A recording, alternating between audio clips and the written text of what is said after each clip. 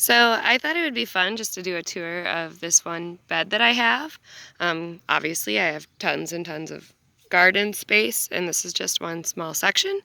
But I thought that I would just kind of explain my gardening style a little bit. Um, this part looks pretty sad, right? There's a few plants in it, but mainly dead things. But this is actually spinach seed from the spring spinach, and so that will seed itself back down. So that's why this is bare dirt right now.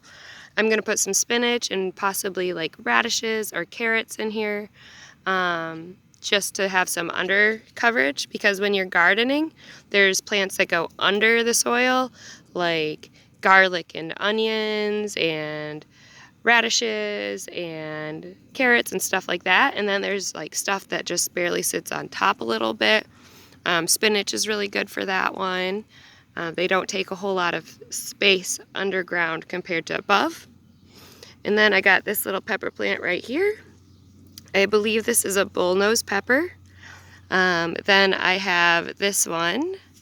This is a tomato plant. And don't be afraid to prune those like pretty heavily.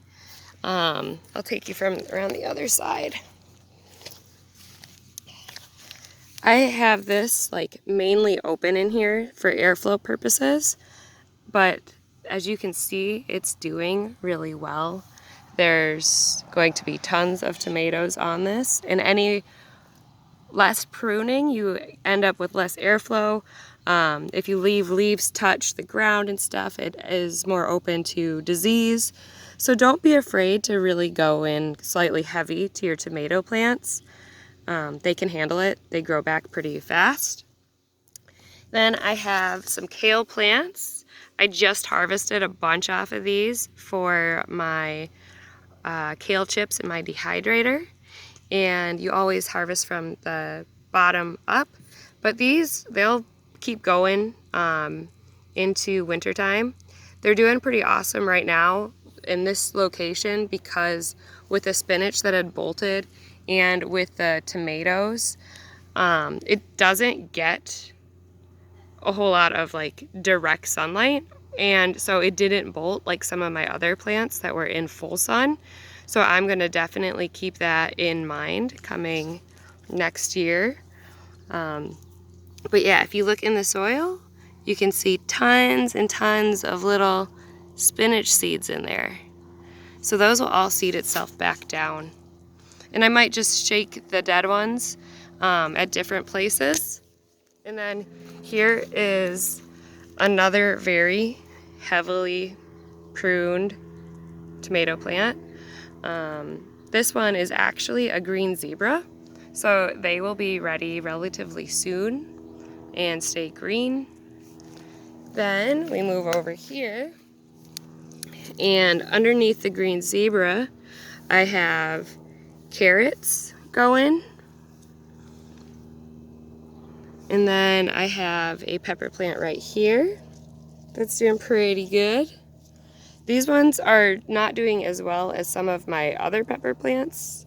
I've got other bullnose that have like giant ones on them. I'll have to show that bed later.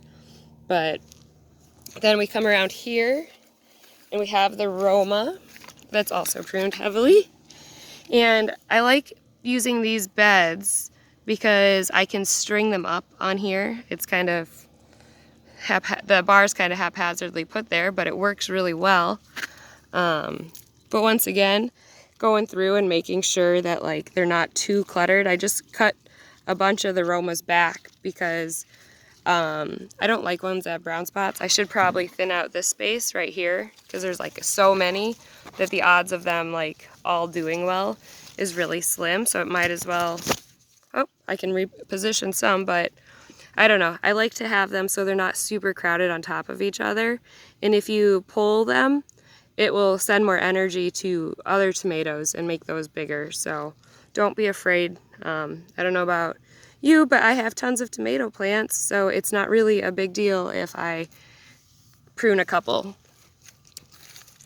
This is a jalapeno plant, and it's doing pretty darn well. I started all of the pepper plants from seed this year. Sometimes I buy some, but I've had really good luck with the ones I've started. I actually lobbed these off like as soon as they had a few leaves. I went in and I cut it right down so there was only 2 leaves, and it's really done amazing. This is another pepper plant. I think this is a different variety, but I'd have to check my notes to be sure. But as you can see, this is just like one bed, but there's clearly like so many different types of plants you can put in here. And they're all doing pretty darn well, so I'm very happy. But oh, this is a good example of like if you see this at this stage, just pull it because you don't want that energy going to that one. But I'll have to do more beds in the future.